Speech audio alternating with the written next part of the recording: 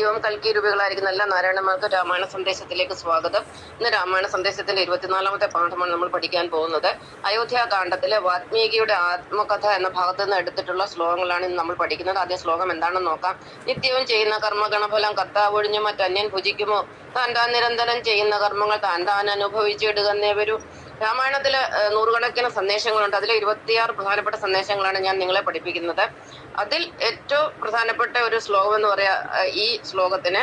അപ്പൊ നമുക്ക് അല്പം സന്ദർഭം ഇതിനു വേണ്ടി പഠിക്കേണ്ടതായിട്ടുണ്ട്. ആദ്യം വാൽമീകി മഹർഷി ആരാണെന്ന് നോക്കാം. അദ്ദേഹം ശ്രീരാമചന്ദ്രന്റെ കാലഘട്ടത്തിൽ ജീവിച്ചിരുന്ന ഒരു വ്യക്തിയായിരുന്നു. അദ്ദേഹം മഹർഷിയൊന്നും ആയിരുന്നില്ല. ഈ വാൽമീകി മഹർഷിയുടെ യഥാർത്ഥ പേര് രത്നാകരൻ എന്നായിരുന്നു. അദ്ദേഹം ഒരു വലിയ കാട്ടുകള്ളനായിരുന്നു, ഒരു വലിയ കൊള്ളക്കാരനായിരുന്നു. തന്റെ കുടുംബത്തെ പോറ്റാനായിട്ട് അദ്ദേഹം തന്റെ വീടിന്റെ സമീപത്തുകൂടി വരുന്ന ആളുകളുടെ ഭാണ്ഡങ്ങളൊക്കെ കൊള്ളയടിക്കുകയും അവരെ കൊല്ലുകയും ഒക്കെ ചെയ്യുമായിരുന്നു. ഈ ഒരു അവസരത്തിലാണ് സപ്തർഷികള്, അതായത് അത്രി, പുലസ്ത്യന്, ഭരദ്വാജന്, ഗൗതമൻ തുടങ്ങിയ 7 ഋഷിമാർ അതുവഴി വരുന്നത്. അദ്ദേഹം ആ സമയത്ത് ഇവരെ കൊള്ളയടിക്കാൻ വേണ്ടിയിട്ട് സമീപിക്കുന്നുണ്ട്. എന്നാൽ കൊള്ളയടിക്കുന്നതിന് മുമ്പ് ഈ മഹർഷിമാർ ഇദ്ദേഹത്തിനോട് ഒരു ചോദ്യം ചോദിക്കും. അതിതാണ്, നീ നിന്റെ കുടുംബത്തെ പുലർത്താൻ വേണ്ടിയാണല്ലോ ഈ ദുഷ്പ്രവൃത്തികളൊക്കെ ചെയ്യുന്നത്. നീ ഒരു കാര്യം ചെയ്ത് നിന്റെ വീട്ടിൽ പോയി നിന്റെ കുടുംബാംഗങ്ങളോട് ചോദിക്കൂ, നീ ചെയ്യുന്ന ഈ പാപകർമ്മങ്ങളുടെ ഫലം അവര് കൂടി പങ്കിട്ടെടുക്കുമോ എന്ന്.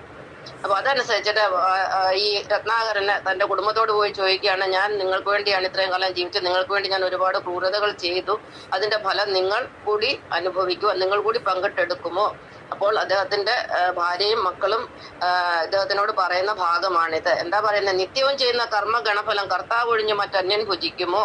നമ്മളാണ് കർമ്മം ചെയ്യുന്നത്, അപ്പൊ നമ്മളാണ് അതിന്റെ കർത്താവ്. അപ്പം കർത്താവ് വേണം ആ കർമ്മത്തിന്റെ ഫലം അനുഭവിക്കണം, അല്ലാതെ മറ്റൊരാൾക്ക് അത് ഏറ്റെടുക്കാൻ സാധ്യമല്ല.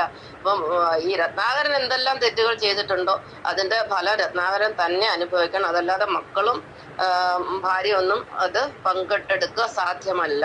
അപ്പൊ നമ്മൾ ചെയ്യുന്ന എല്ലാ കർമ്മത്തിന്റെ ഫലം നമ്മൾ തന്നെ അനുഭവിക്കണം. അതാണ് താൻ നിരന്തരം ചെയ്യുന്ന കർമ്മങ്ങൾ താൻ അനുഭവിച്ചിടുന്നവരും. നമ്മൾ ചെയ്യുന്ന കർമ്മങ്ങളുടെ ഫലം അത് നല്ലതായാലും മോശമായാലും അതിന്റെ എല്ലാം ഫലങ്ങൾ നമ്മൾ തന്നെ അനുഭവിക്കേണ്ടി വരും.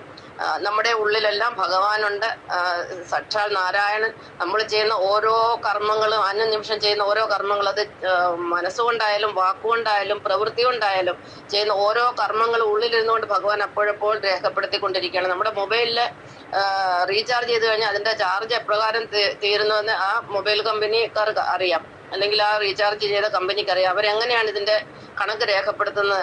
അതുപോലെ നമ്മൾ ചെയ്യുന്ന ഓരോ കർമ്മത്തിന്റെ ഫലം അപ്പോഴപ്പോൾ റെക്കോർഡ് ചെയ്തുകൊണ്ടിരിക്കുകയാണ്. അതുകൊണ്ട് നമ്മൾ ഈ ചെയ്യുന്ന കർമ്മത്തിന്റെ ഫലം നമ്മൾ അനുഭവിക്കാതെ പോവുകയില്ല.